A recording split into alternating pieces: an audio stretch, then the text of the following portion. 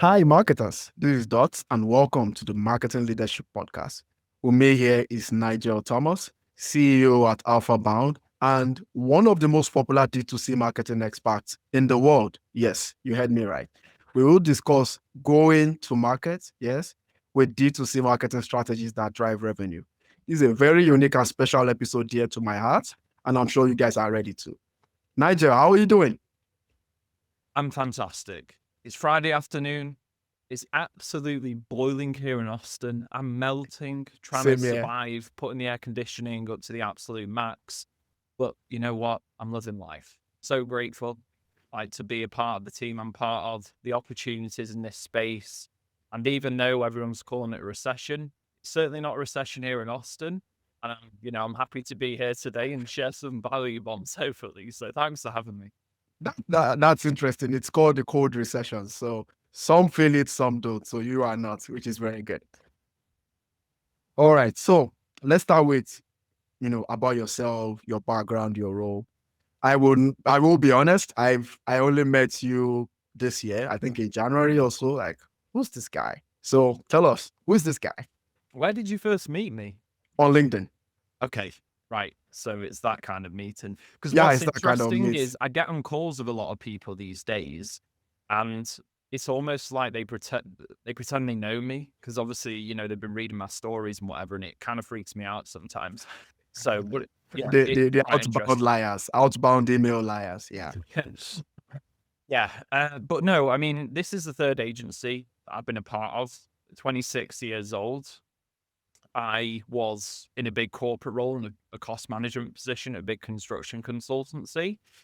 And I didn't fit in there, if I'm being honest. And I just knew there was something more to life. And that was at the time when Facebook ads was kind of taking off in 2017. So, there was a huge opportunity. It was actually because of the supply and demand opportunity with the amount of advertisers to people then. Facebook was obviously new and there were a lot of, active users there. It was really easy to get results. So, I took a risk. I got some clients on Upwork and I built my own agency from there. Wow. So on and so forth.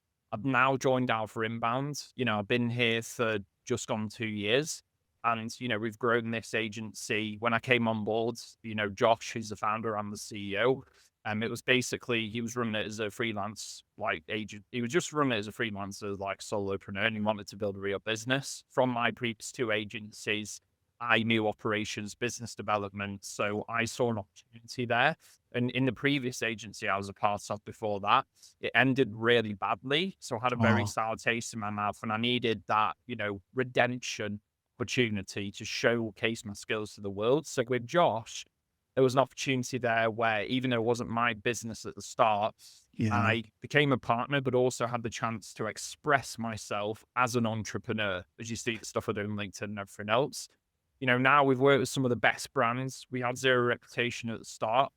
We've got it through, over a 7-figure run rate. And, we've got a team of 10 people. We just had our best month ever getting ready for Q4 at the time of speaking. Yeah. And, I've spoken to a lot of people in this space. I don't think I'm the best person in this space, but I think I know a thing or two. And, I can pass that on, share my failures to help other brands as well as other entrepreneurs. I'd love to be able to do that. Yeah, absolutely. Like they say, let others blow your own. You are one of the best in D2C. So I appreciate it. Thank you. Good. And yeah, you've done a very great job. There's almost a brand association with Alpha with you. So that's really great. It's almost in the same journey where I'm in right now, with Listen Network and Content Allies. And yeah, it's there's always a lot of scars, in this game. And again, we're speaking off the mic. I really love how you've established yourself in this D2C space, because B2C sometimes is almost like a cult, right? Everybody wants to join. I'm not saying it's bad to be a conformist, but there's still a huge value in D2C. Some people would say the market value, at least from Statista, they say it's like 4 times that of B2C. But I think the data for D2C is much different and the variance is much closer. So I even if B2B is still higher, it's probably still It's not like 4x. It's not like 4 to 1. It's probably much smaller than that. So there's a big market in direct to consumer. But my question is, in terms of go-to-market strategies and demand generation and all this funky stuff, sometimes in B2B, people are manufacturing terms these days. How do you see the industry in general trying to catch up D2C now in terms of sophistication?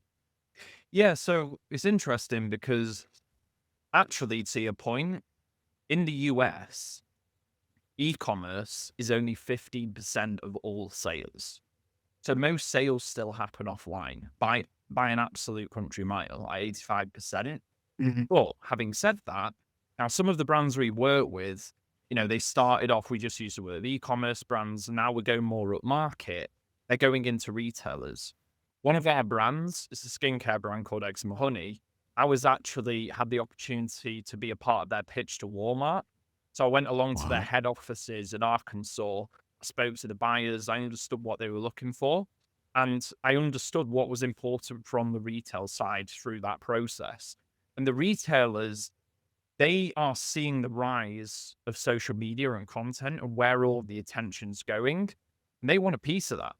So it's what people are really trying to understand now, because here's what happened. You had these platforms took off, especially Facebook, Mm. and the supply and demand opportunity was so good and it was so easy that the e-commerce brands didn't need to rely on anywhere else because the market conditions were unrealistic. So Yeah. let's just say, like, I was talking to one of our clients the other day. He was spending $400,000 a month on Facebook. He Wow. was literally just running Canva image ads to his homepage and he was getting a 6x ROAS, right? Wow. This is in Yeah. 2017. Yeah. That's what you call an unrealistic market condition. But here's the problem. A lot of those e-commerce brands, they built their entire unit economics and supply chain off those unrealistic market conditions. So now it's normal. Like, this is normal, but the problem is for those guys, they now can't run their businesses anymore because obviously their margins are too thin. So Mm. now they're expanding out, looking into like retail integration, Amazon.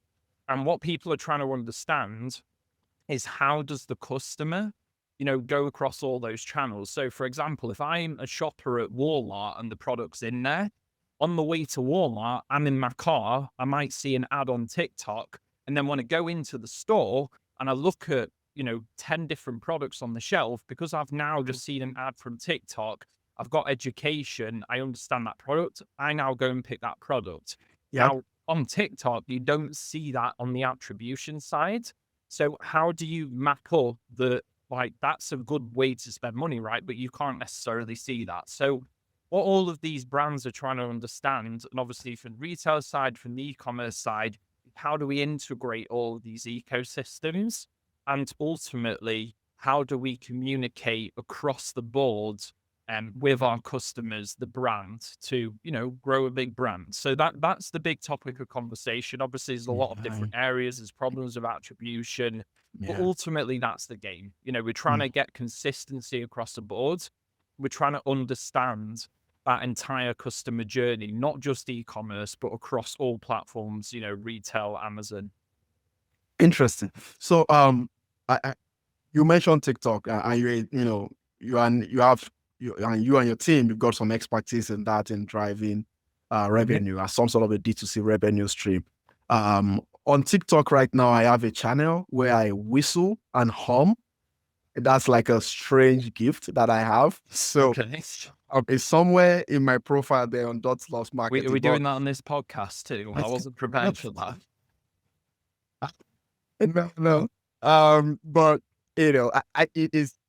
I I guess, and I might be wrong. It's like TikTok creeped on everybody. Like, what is this? And then before you know it, 1 billion downloads or whatever. And then Yep. before you know it, it's one of the best search engines in the world.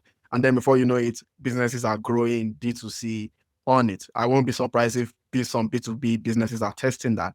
What has been the traction from your experience with clients, and why should marketers pay attention? So Facebook is still the best platform in terms of like converting customers. But here's the problem. What most companies did, and they're still doing, is they're basically taking their strategy from Facebook and then dumping it onto TikTok, thinking it's going to be the same thing. Actually, TikTok released some information a few months ago. I read an article. They don't actually brand themselves as a social media platform. They brand themselves as an entertainment platform. So it's a completely different customer experience. It's very community focused, and obviously for that next generation. And of course, they've done that because they want it to be more interactive so people stay in the platform longer. Obviously, now Facebook are trying to copy that, blah, blah, blah. But the thing is that means the customer behavior is a lot different. So the traffic from TikTok, way cheaper than Facebook to get eyeballs on your, product, but people won't necessarily buy the product straight away because they need a bit more education because they're going there to be entertained. So they're not in the right mindset to buy a product. So what usually happens is in terms of penetrating a new market, that is by far the best channel for penetrating new markets. And that's why brands should pay attention. But if they go in there with, we need to spend X amount and get X amount back straight away, the strategy probably isn't going to work. What they need to do is they need to understand that people won't necessarily buy straight from TikTok, but they get into the ecosystem. So then you can, get them on Google, you can get them on Facebook. And it's almost like, since we started spending on TikTok, what was the increase in efficiency across all of our channels together? And that's why when we talk about single channel attribution, why, in my opinion, that's not the North Star people should be focusing on. People should be focusing on how much did they spend across all their marketing channels and then all of the revenue that comes back. Because the thing is if we just look at, for example, TikTok, and let's say we spend, I don't know, $10,000 there, and the ROAS is 0.5, and then we spend $10,000 on Google, but the return on ad spend from there is 2.5. But in reality, what happened, let's just say, a customer whose name's John, he sees an ad on TikTok, right? That's a discovery now. 2 weeks later, he goes to Google and he goes and buys a product. We just look at single channel attribution. We go, wait a second, Google's way more efficient. Let's just stop running ads on TikTok. Let's cut that channel off. Let's go all in on Google, without realizing that actually the reason why that person discovered the product was because they saw it on TikTok in the first place. And this is what a lot of brands don't understand, but they're starting to understand. And they need to see it from a macro perspective instead of just micro. So, there's a lot of things changing. The other thing I'll point out is that TikTok's algorithm is just not as mature as Facebook. So it's harder for the algorithm in the back end to latch on to a specific demographic and audience and to get those customers to the site. So there also is a bit of that going on. And obviously you need more content just because it burns out faster, just because, again, the way the platform is in terms of entertainment. So you need to have a strong operation to be able to build a lot of content really fast. And that's hard because we brought all our content in-house. So I know that operation, and across all of our clients doing it all at the same time. That's the hardest thing we've had to do in the last 2 years at Alpha Inbound. Interesting. I mean, if you're running a multi-funnel campaign, I guess if you're so obsessed with KPIs, then you might have some KPIs other than ROAS for TikTok, like engagement rates, right? I believe engagement rate is the mother of all KPIs. I'm addicted to averages because at every level, at every stage of the consumer journey, there is something that shows that consumer is moving or customer is moving where you want them to move to, and in the case of, like, I wouldn't be surprised if automobile companies are already marketing on TikTok, because I can't remember the name of the brand. They are starting to make T-shirts now for teenagers so that 15 years from now, when they can afford a $100,000 car, they're going to buy that brand. So sometimes some, I guess, lifetime value cycles or share of life, as they call it, is in decades. So if you're listening, it's just really about the careful laying of the strategy and knowing what matters at what moment, and not just be so crazed about revenue and, like, Yeah. Nigel said, attribution and single channel. Yeah. You want to add something there? And it's about storytelling as well. I mean, everyone's so obsessed with attribution, and we've seen the rise of all these different tools. I'm sure people who are listening know what they are. I'm not going to name them.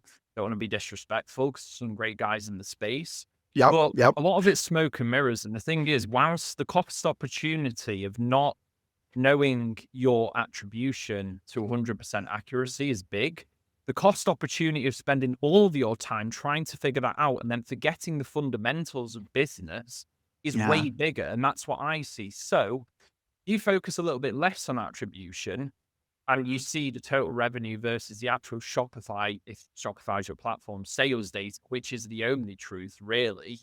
Then you focus more on things like storytelling. You focus on customer experience. You focus on supply chain. You focus on making, guess what? Good goddamn products that people actually Now get in look. their hands and they share with their friends and they buy again. That Yeah. is really where the brands that are winning, that's what they're doing every single time. I've seen it so many times. And the last thing I'll say in attribution, because this is my, this is my opinion of where the brands that are really going to win in the next 5 years, because of, like, as we see AI, needed to get in AI. So I sound Of like course. Wow. What title yeah, without AI? exactly. But in all seriousness, brands that collect first party data, and ideally, if you have a community, so you can get that first party data, they look at their, for example, customer service teams, and instead of looking at them as just, like, not that important, they need to look at them as like real, like a part of the sales side of it. So they're collecting that first party data, understanding the real problems, the feedback from the customer, which they can then use for, Yeah. product innovation. But most importantly, they can understand asking questions like, where did you discover the brand? So Yeah. now they collect their own first party data. And guess what? When the AI tools become really powerful, what they'll be able to do, the brands that collect and house this data in a very systematic fashion, is they'll be able to plug that first party data into really complex AI models and then basically just go, here's all the first party data, create, I don't know, a landing page that will just spit up in seconds. And then Wow. suddenly they'll have a viral ad and it'll be converting at like 10% because of the first party data that they've spent time collecting, which is a massive competitive advantage and a moat that now they've got around their business, is the input that gives the output. So I think that's what brands need to focus on, first party data, because when the AI models get really strong, they'll be able to input that and have a huge competitive advantage and just take massive market share and have extreme efficiency across all channels. Interesting. You've spent a couple of minutes on first-party data, and I'm going to ask you another question towards the end of this episode on first-party data or term development and all that nice stuff. I'm sure our producer Brian will have something to say about that first-party data you mentioned for D2C. So I will remember that question. Okay, so something else you mentioned which I like is around the brand and the product and the content. Creative innovation. How do you guys approach that, to target your ideal customer, create products to market fit, or all the different fits out there? Ross Simmons, we interviewed him recently. He said market to content fit, I think. So how do you guys do research in the process of creating great content for social that delivers the way you want? Yeah, so I think, in the software SaaS space, there's a saying which is garbage in, garbage out. Mhm. And the problem is for most of the content that I see, it's not good. But then I look back at the process of whether it's an agency or whoever's putting it together, it's rushed. Maybe they're Mhm. trying to use Chat GPT or whatever. And again, the output's not good because the input isn't good. So, spending time, and it depends where the brand's at. Like, ultimately, you have a lot of data points where you can come on board with a brand. And here's something that really helps. If they've got a lot of customer reviews, let's say they've got, I don't know, 10,000 customer reviews, what we can do is we can input that, and it can be as easy as putting it in a Google or Excel spreadsheet. and essentially just identifying keywords and splitting out all of our information into objections, into stories, into, different pain points, for example. Mhm. And then from all of that, we can understand what the customers, and here's the really key part, the language that they're using.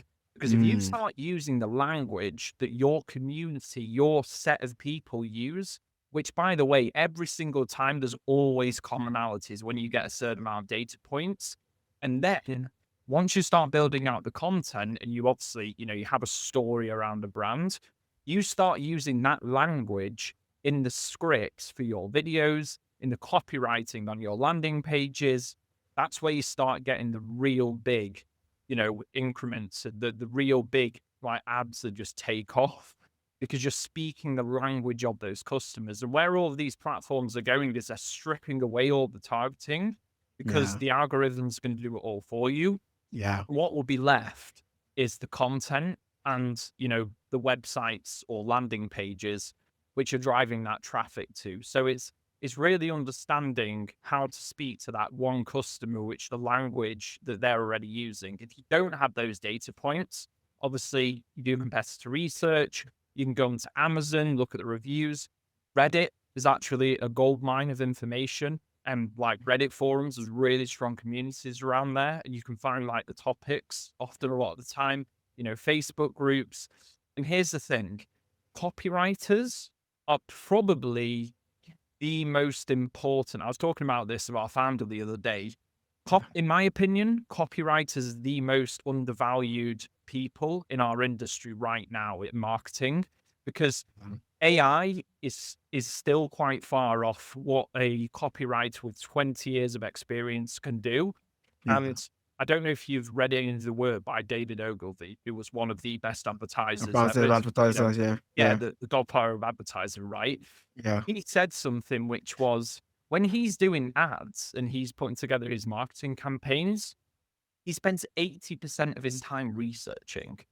And that's what the Mm. really good marketers do. I heard 75% somewhere. So that's Yeah. in alignment. So 75, 80% just researching all of the time.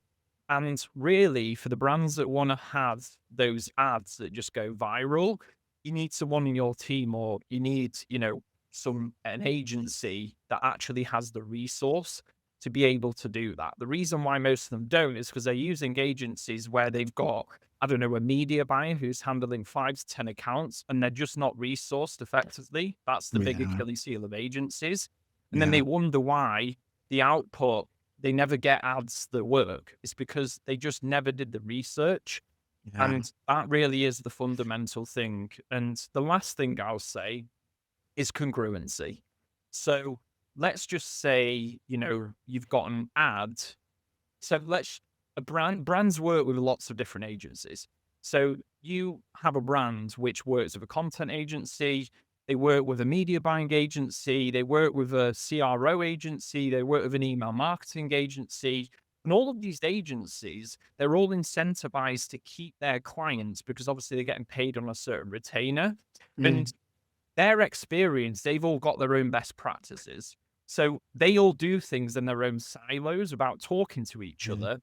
Yeah. And ultimately, the end product of that is a very disjointed customer experience. Because as the customer, if I look at an ad, I go to a landing page, I then get an email flow, and it's all speaking different language, and it's all over the place.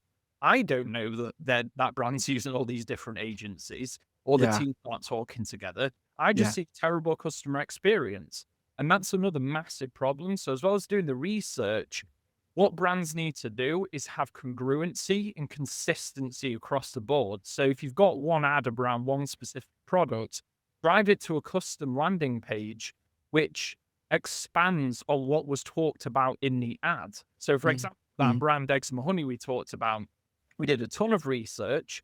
We found out that mothers who have children who have eczema were the best-selling customers. We created an ad, a story around that, Around that, and we yeah. built a customized landing page expanding on that story, which was around the founder's journey of how he built the product to solve his own daughter's eczema. And then, you know, there was lots of testimonials, but all the language was literally from mothers, no one else, about, you Yeah. know, how they should stop putting steroids on their kids. And guess what?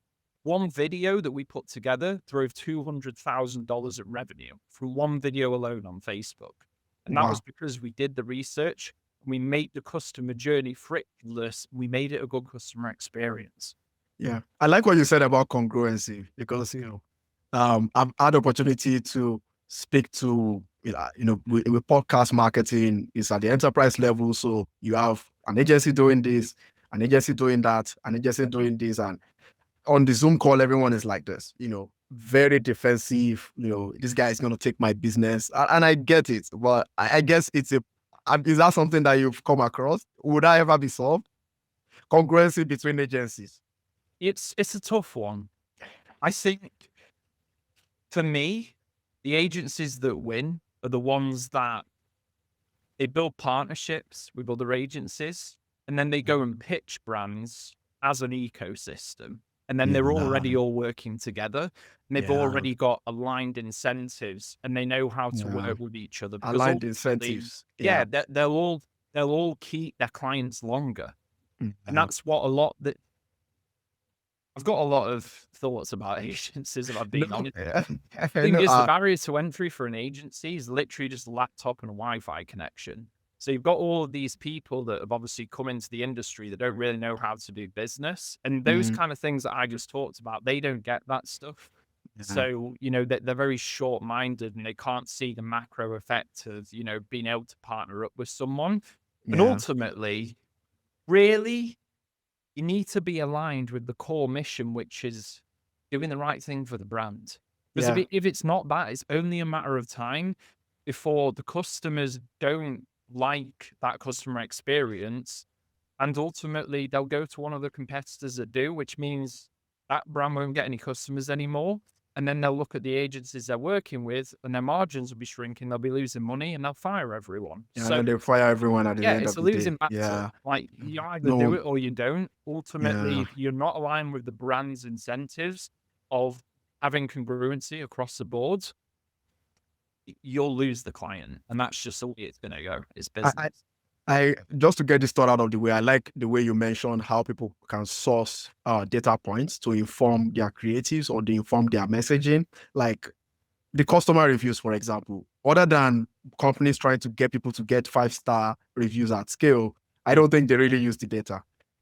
But if you're able to plug in that into somewhere and then inform the kind of language that people want to hear, then that's good. Tools like Spactoro and some of the other things you mentioned, Reddit groups, they are very good for location. They are very good for intent to find out what's going on, first-party data, term development. And one thing else we'll mention later, but I'll put that as to, I'll put that one aside. We're speaking off the mic about a project I'm currently on, a very interesting project at that. And what you mentioned exactly happened. The CEO was trying to bring everybody together. Let's solve the congruence issue. We have different suppliers doing stuff. These are even freelancers, right? Not even an agency, fractional CMO, fractional marketers. Then after I saw in the call, it was very silent, looking at his phone or whatever it is, this person managing some other part of the marketing. But even when I was talking, I was like, we need to work together. I'm not an expert in what you do. Let's work together as a strategist to do this.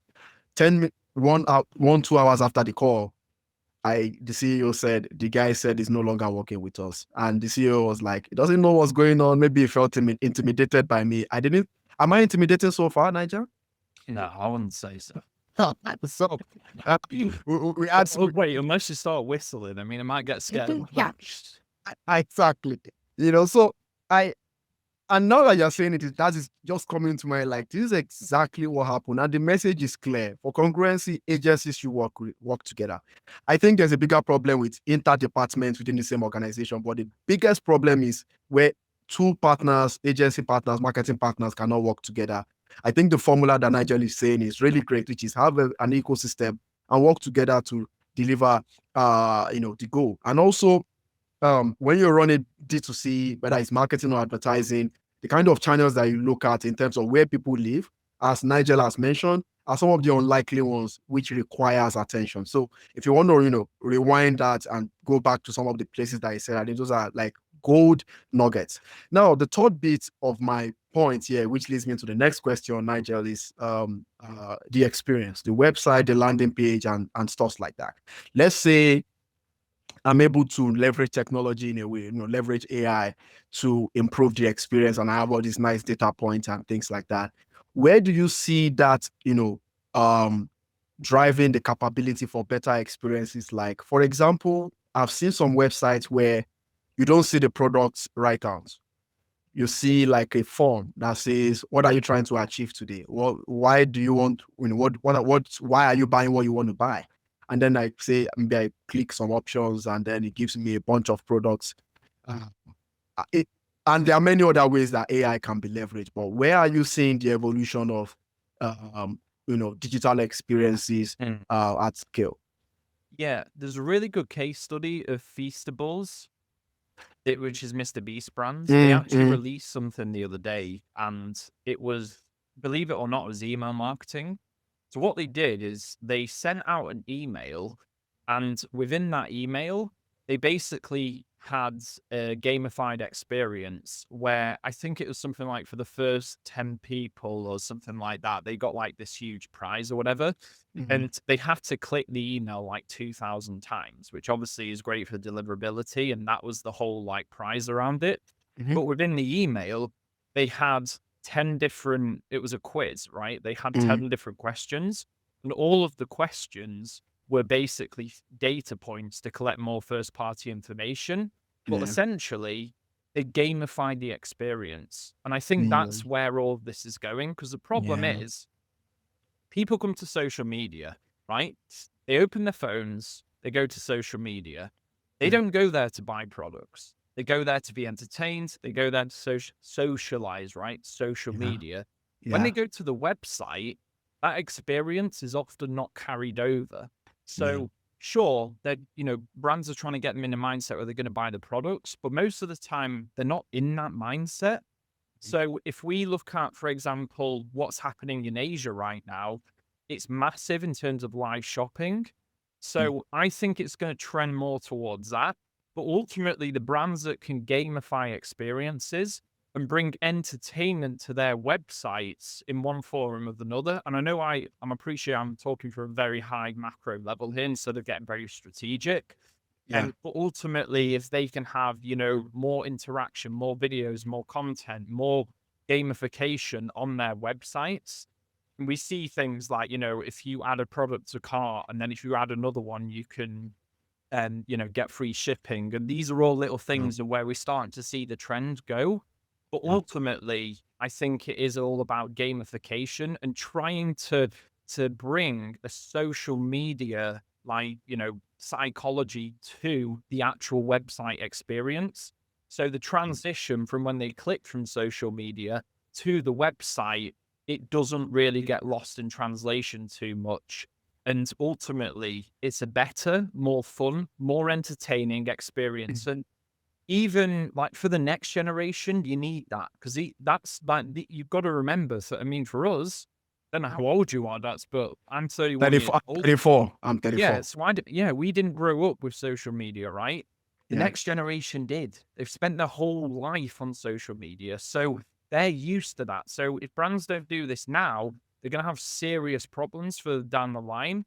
And they need to understand that the next generation, they have an expectation and they want to be entertained. They want to have some goddamn fun when they're buying products. And it's going to become a more interactive, immersive experience. And I think the long term is ultimately, whether it's around content in, like documentaries or whatever it's going to be, you're going to be watching content. I don't know if it's going to be an app or how it's going to look, but you already see Amazon start to do this where you can buy products in the content. And that is like live shopping. That's somehow going to happen. I don't know exactly how it's going to look, but it's all about the immersive gamification, fun, entertaining experience, and then somehow bringing products into that. So very long-winded, out there answer. No, it's not. It's all about customer behavior. No, it's not long-winded. It's revolutionary. It's revolutionary, and I'll tell you why.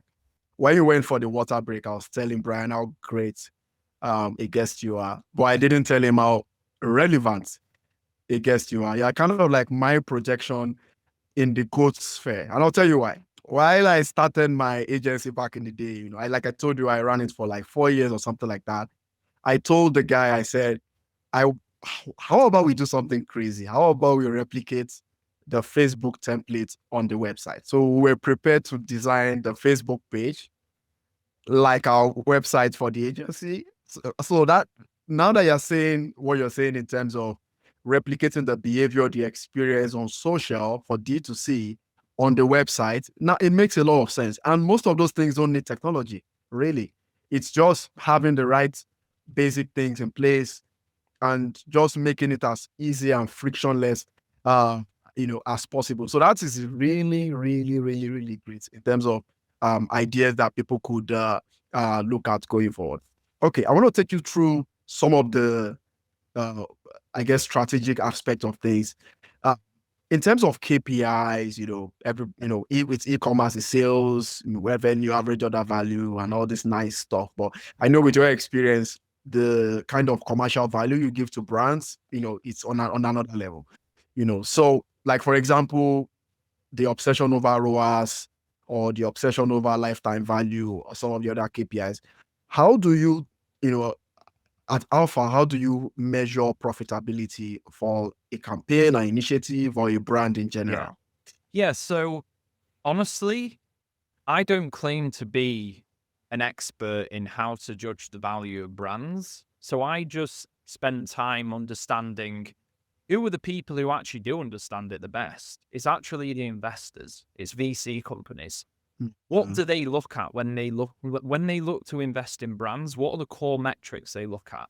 The biggest one is they look at lifetime value to CAC. How, over the lifetime of your customer, how much are they spending? And in line with that, how much do you have to spend to acquire a new customer? A healthy ratio is 3-1. If you can get it more though, because of, subscriptions and repeat purchases and new product launches, whatever, you can get like a 5-1.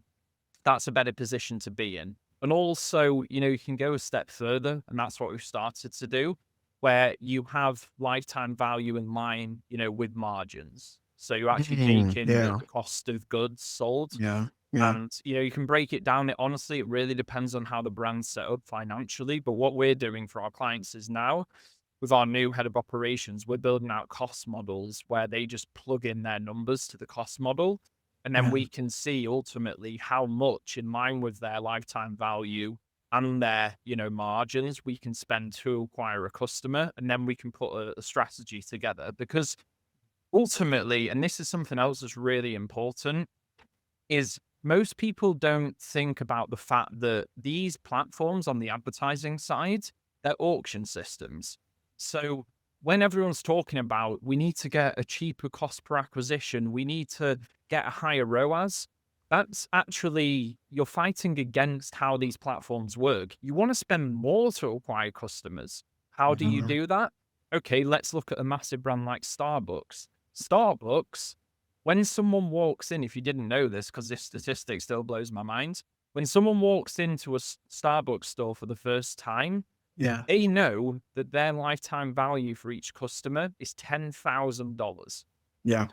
So obviously they can spend so much upfront to acquire customers and get them into the store because they have such a strong lifetime value.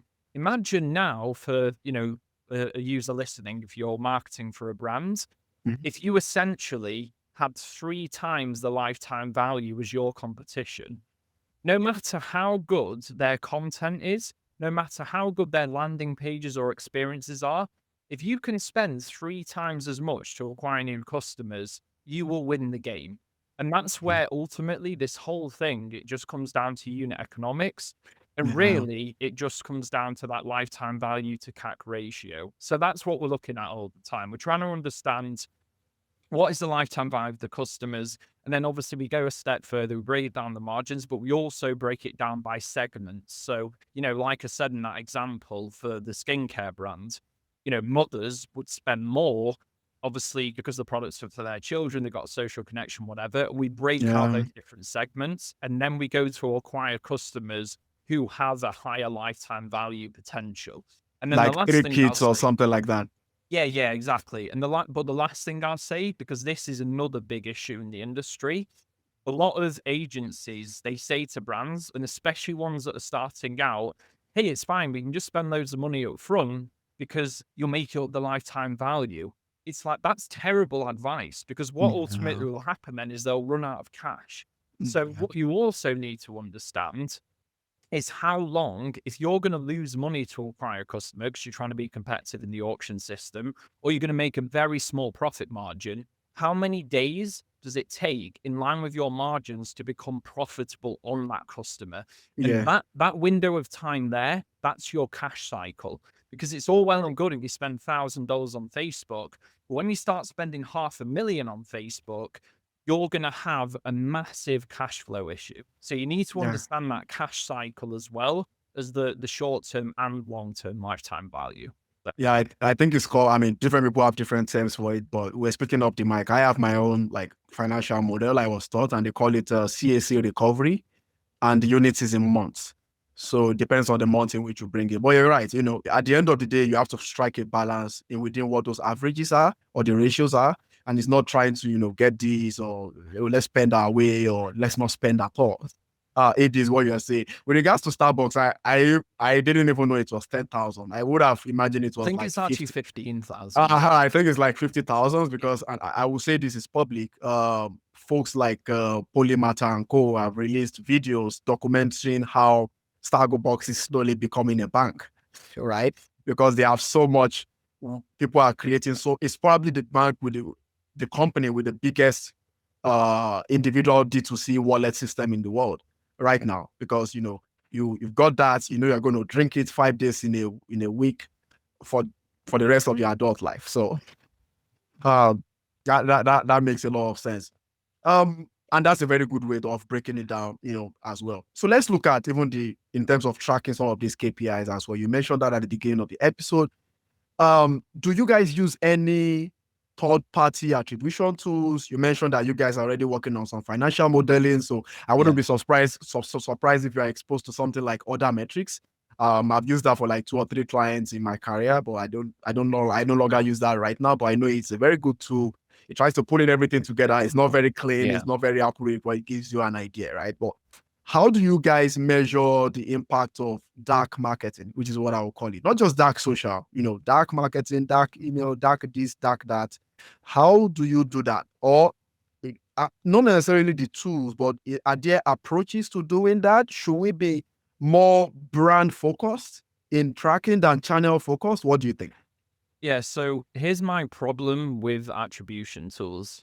So if you think of everything from a first principle perspective, the attribution tools, obviously, they need to keep their customers.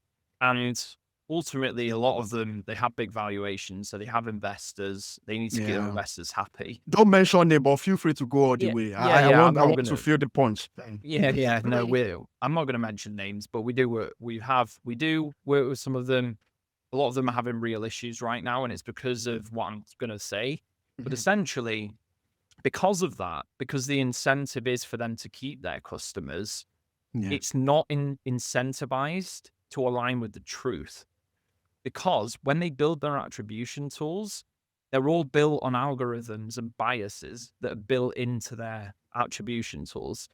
And what we're starting to see across the board is that they're not mapping up anymore to the sales data because it's all just guesswork. The only truth, and here's the other thing, attribution is now a big issue because, like I said, the unit economics are a real issue for a lot of these brands. Attribution was never accurate before iOS 14. But the thing is it was because it was so easy that it didn't need to be. So, like people forget that. So you're never going to get 100% accuracy on attribution. Really, what we ideally want to do, but it's a very hard conversation to have when people are so used to these attribution tools, is just really look at the Shopify sales data and say, how much across the board, regardless of what channel, can we spend to acquire a new customer based on our unit economics And yeah, sure, we can throw in some benchmarks from what we see across the board, because obviously, we manage a lot of data, but Yeah. ultimately just get a blended cost per acquisition. And that's what we try to do with brands. And ultimately, then, we look at feedback, and we have to have a little bit of guesswork in there, but really just look at the truth, which is like, again, if it's WooCommerce, it doesn't really matter, but your sales Mm, data, like look at the mm, sales data.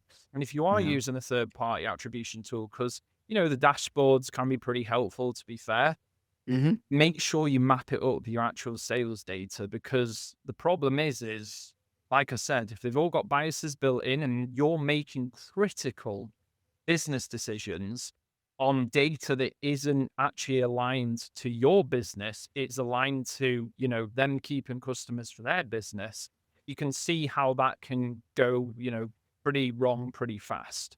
Yeah. So that's my issue with the whole attribution thing. And like I said, it's not a one size fits all.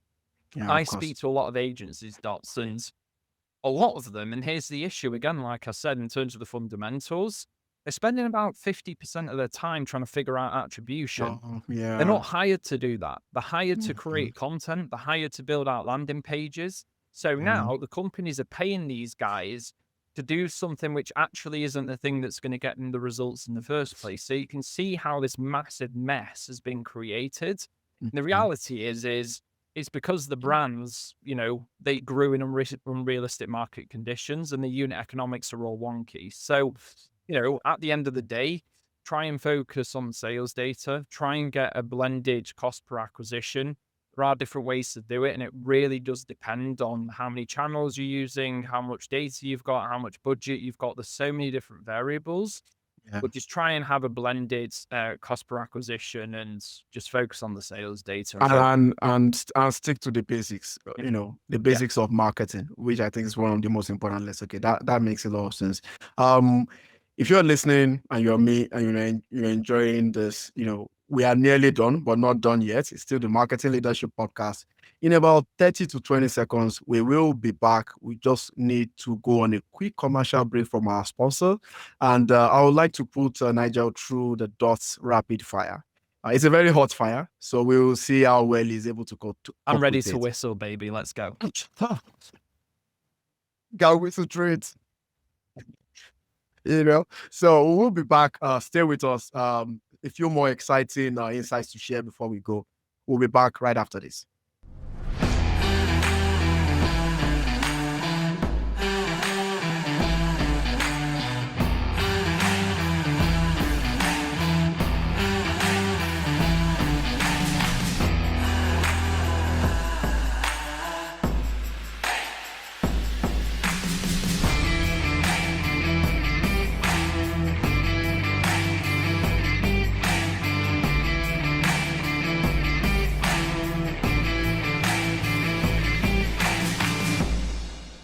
Welcome back. It's the Marketing Leadership Podcast, and I'm here with Nigel Thomas.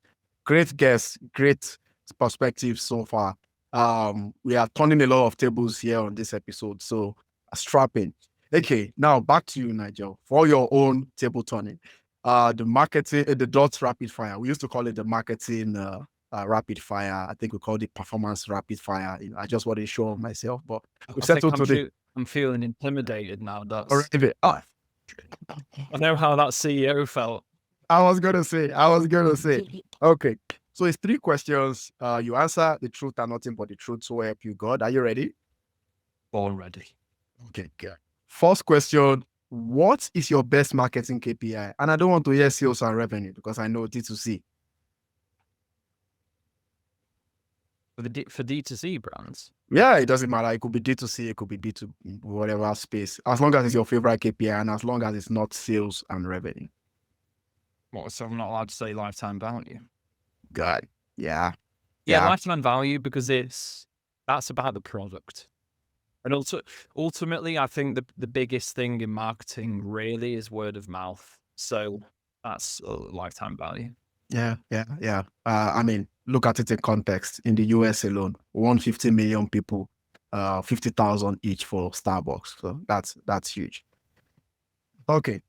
Next question. How long do you use social media every day? I know you don't spend too much, but your posts are very like Yeah. on point, heavy. So they take some time to craft. So tell me. Yeah, you know what's interesting is actually as a user, I prefer YouTube. I love LinkedIn. I've Yeah, got a great yeah, community on there, and it's been great for our business. But I really yeah, like YouTube, so I'd probably say about 3 hours a day, maybe. yeah. I Maybe co- I it's consume a lot of yeah, YouTube too. yeah. I, apologies to Starbucks, who has been the subject of this episode. They are not the We'll sponsor, put them by in the a way. good line. We need an affiliate link.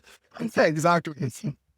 I don't drink coffee or tea or anything like that. I just Natural strap in energy, with some music and not whistle songs. I don't like the sound of my own voice. So and you're all right. doing a podcast. Okay. Yeah, yeah. I listen to all my episodes, whether it's bad or not. It's just responsibility. Anyway, last question. What is your favorite marketing quote? Quote. Yeah. Hmm, good question. Actually, I've got. Let me. It's not Okay, you got necessarily a one. quote. It's from Steve Jobs, and Okay. this is going to be shooting myself in the foot talking about Oh, this. okay. But basically, he has this speech. You can go onto YouTube. I'd highly recommend everyone doing it. Mm, And he basically talks about consultants. And yeah. essentially, what he's saying is consultants never they don't own the business. And if you don't own the business, you don't have the perspective of responsibility and then the scars of those responsibility that take fold when obviously you make bad decisions and you get it wrong because it's ultimately not your business. So you lack that perspective. When Yeah. you don't own something, it comes from a very different place. And that's where, whether it's, a brand or obviously an agency managing their own things or whoever it is, I Mm, think ownership, like even if you're working with an agency, is really, really important. And I think for me that like video from Steve Jobs was life changing, and I yeah. really believe it as like a very strong principle. So Yeah. sorry, consultants, which includes myself, but Yeah, at the end of but the there are a lot of consultants like yourself who are in the weeds, right? yeah, You're bleeding but every day. Like we were but at the speaking end of the of, day, you even if have, I'm yeah. Go yeah, ahead. even though I'm a consultant for a brand and I really care, I'm still not going to care as much about as the brands themselves, and that's Yeah. just the truth. And people, let's just be honest about that. Yeah, yeah. I get the perspective of what you're saying now because I was telling you, I was checking up on you, and now you are feeling like you're saying, it's not easy running an agency, right? Especially an agency that cares, an agency that is ready to work with another agency for the sake of the client. Those are part of the things that consultants do that shows that they are giving it all. They are doing everything to, I work at Content Allies or Listen Network. There are a lot of things that I would just say, let's just do it for these guys. The lifetime value is going to be insane. It's an enterprise client. The switching cost is going to be very high. So they're not going to dare leave anytime soon. So if they ask us to stand up and do a frog jump, we are ready. Yeah, we are ready to On day one. we are ready to do that. So that's a very good quote. Okay, back to the episode. We are going into the controversial end of things before we end here, which is saving the best for the last. Anyway, um, in terms of operational pitfalls, we've discussed a lot about agencies and the congruence and how everybody should work the way they should. Yeah. Yeah, and of course, we've also looked at how financial modeling works and things like that. But before I ask you my last question, I'd like to get your thoughts on this. Business owners themselves, how well do you think they should contribute to helping marketers do their jobs in general, whether you're on the agency side or on the client side? We've spoken about agency to agency or Yeah. department to department, yeah. But in terms of business leaders to everybody else, how do you think their attitude should be in terms of driving the brand forward towards value? I've got a perfect example. So that Okay, brand that good. I talked about, the Yeah, skincare brand, shout out yeah, to the Eczema Honey, shout out to the founder, Manesh. So we've got, like 15, 20 clients we work with. Manesh, he brought us in as an agency.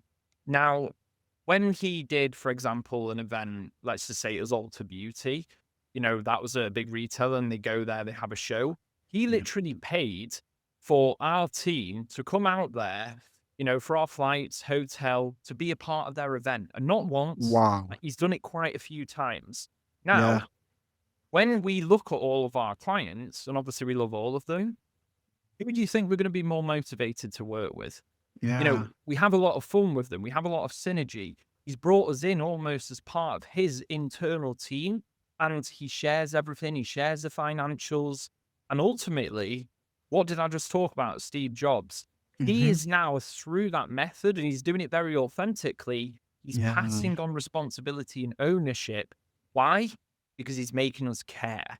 And that is the most important thing. It's not just about telling people the how, it's about telling people the why. If you bring Yeah. someone into the whole thing that the founders see behind the scenes, because these marketers, they don't know what's going on, like the retailers. And, when I was there at Walmart, how special do you think he made me Yeah. feel being Yeah. part of, by the way, the most important pitch in the entire company's history? He invites a stranger from LinkedIn Yeah. to be part Yeah. of his pitch. Imagine the Yeah. amount of responsibility I now feel to deliver for that client.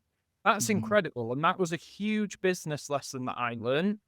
And just bringing people in like that and passing on that responsibility, that's something that I think every brand should take a leaf out of Manesh's book. So shout out to Manesh. Yeah, yeah, that you're right. It's the best example. Is if it, for me, if that has to be the only idea we take out, it is the only idea. We hear a few clients that do that for us as well, and you get back from that event and you're like, man, I can't mess this Yeah. up. And Like he I can't mess it up. he treated us to a few trips in Vegas as well, which we had a good time, I can tell you that. Yeah. No, it's all part of it. Like it's Yeah. treating marketers like partners, not just like vendors. Our content allies, we strongly forbid the word vendor. When we are doing a kickoff, we say we are not your vendor, we are your partner. And we will do everything to make up for that.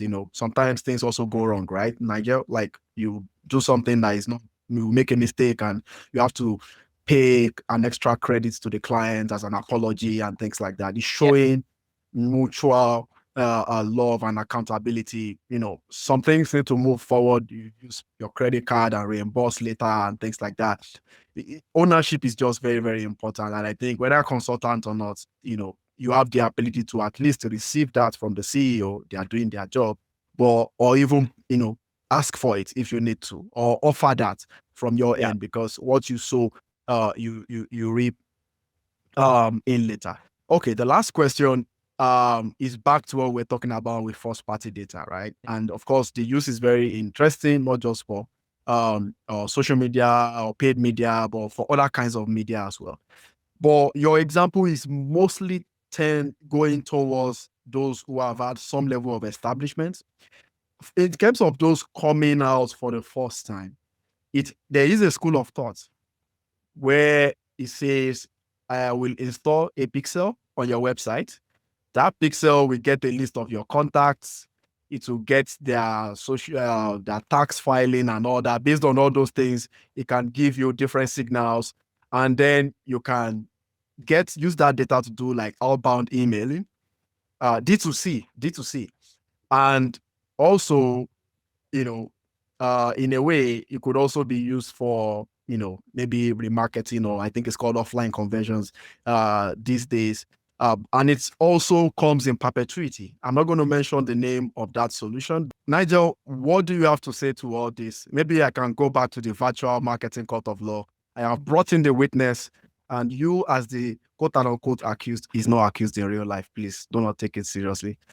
What do you think about the concept of first party data from a, I don't know, Zoom Info perspective? I'm happy to mention Zoom Info. Yeah. So obviously with the iOS fallout, a lot of people opted out of the Facebook advertising. And what was interesting is about a year later, you start getting a lot of complaints that people were seeing ads that were totally irrelevant to what their interests were. And if we play that out in the long term, sure, you don't want to share your information, but you won't also have a personalized customer experience either. So your life's going to be harder. The thing is Mhm. obviously when advertisers have data, it means that they can customize a better experience, more interactive experience. And ultimately, I think that as long as the products are actually good products and they're helping people, ultimately, it means that they can create more customized experiences, which means that they can educate more people. Let's just take, for example, again, we're just going to keep using this skincare brand. I mean, wow, I'm really promoting this guy today, but people who have eczema, right? Yeah. Yeah. So I'm an eczema sufferer myself, right? I've been using steroids my whole life.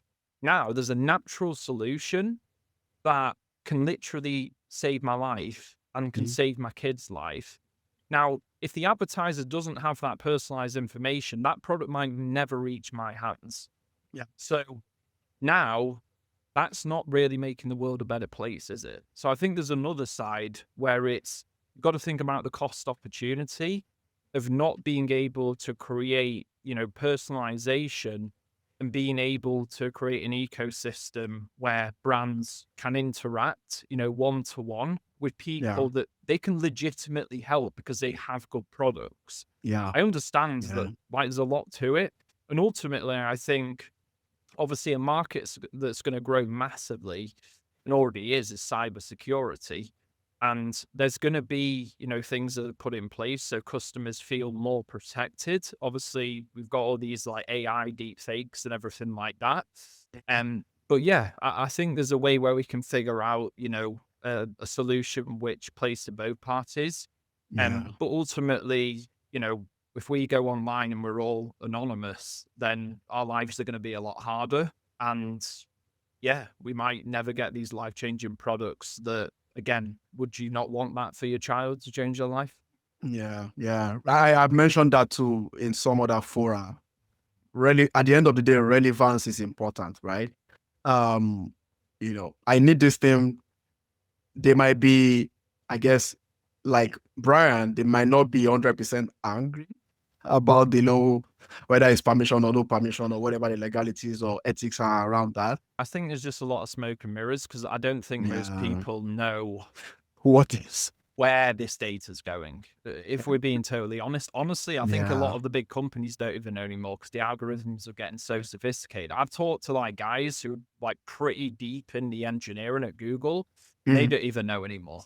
Like the Interesting. algorithms are just like taking off on their own. So Yeah. yeah, Yeah. I guess if you are a marketer, stay true to first party as much as possible. yeah, Um, Nigel has spoken about the festivals example and so other things like that, and other ways you can also get data and stuff like that. And always be relevant. Make sure the person you are targeting as best as possible needs that product. And that way you can truly change their life, even if you have to break the window to get in and do it. So as you know, Nigel, customers are getting increasingly more aware now, which is why and so they brand should. So they brand should. awareness is getting better Yeah, and everybody's talking about demand yeah. gen, and they can smell a performance marketing ad right away, and why we have to change our call to actions and all that. So Yeah, it's that was people why. like Brian that are making our costs so goddamn high. Exactly. Cost focus. I can imagine. We've recorded a lot of episodes. This by far is one of my top three if I would rank. Yeah, we've recorded 80 episodes. So my respect to all the other great guests out there. But of course, we're also taking a lot of time to explore all the ends to end. So Nigel, I only celebrate first place. exactly. So now my quick fire question to you is going to be out of those top three episodes, what was 1, 2, and 3? No, you don't really have to answer One, that. I It's know fine. a couple. Yeah, we won't answer that so that we won't expose some of the other guys. But by Brian and I know one of them. I can't remember the third one, but yeah, this is by far great experience, great insight. The conversation continues, of course.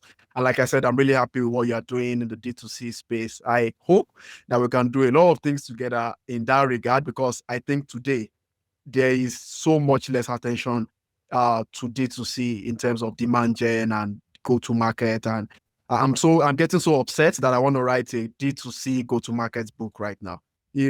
because it's becoming so biased to B2B. Anyway, Yeah. where can our marketers who have, I guess, enjoyed this episode so far, where can they find you and follow your work? Yeah, LinkedIn. So if you just type in Google or LinkedIn Nigel Thomas, you'll find me. And yeah, if you want to connect with me, even if you're not a marketer, you're not in the D2C space, I love talking about entrepreneurship and business. And it's always great, knowing where, people find you online. So if you heard the podcast, let me know.